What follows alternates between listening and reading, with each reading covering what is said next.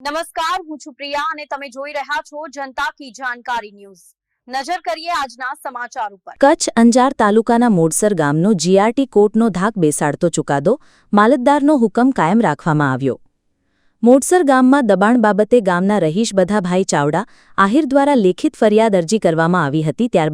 ત્યારબાદ સરકારશ્રી તરફથી અંજાર મામલતદાર ખુદ ફરિયાદી થતા કલમ 61 હેઠળ કેસ ચલાવવામાં આવ્યો અને 18 જેટલા દબાણકારો, જેમાં અંજાર તાલુકા પંચાયત કારોબારી ચેરમેનના સગાભાઈની દુકાન, પૂર્વ સરપંચની દુકાન, પૂર્વ કિસાન સંઘના રાજ્ય હોદ્દેદારની દુકાન, પૂર્વ અંજાર તાલુકા પંચાયત સદસ્ય પતિની દુકાન, આમ અલગ અલગ 18 જેટલા દબાણકર્તાઓ પર કેસ 20 વર્ષથી દબાણ કરતા સાબિત થતા દંડ પણ કરવામાં આવ્યો અને નોટિસ આપીને 15 દિવસમાં ખાલી કરવા કહેલ, પણ મામલતદારના હુકમ સામે દબાણકર્તાઓ ગુજરાત હાઈકોર્ટમાં ગયા અને હાઈકોર્ટ દ્વારા જીઆરટી કોર્ટમાં નિકાલ અર્થે સૂચના આપેલ અને જીઆરટી કોર્ટ દ્વારા આ દબાણકર્તા સામે કેસ ચાવવામાં આવ્યો અને આખરે સરકારી જમીન પર દબાણ દૂર કરવા મામલતદારનો હુકમ કાયમ રાખીને કાર્યવાહી કરવા હુકમ કરતા આજરોજ આખરે મામલતદાર દ્વારા સર્કલ ઓફિસર દુધઈને આ દબાણ દૂર કરવા હુકમ કરેલ અને આજરોજ દબાણ દૂર કરી જમીન સરકાર હસ્તગત કરવામાં આવી।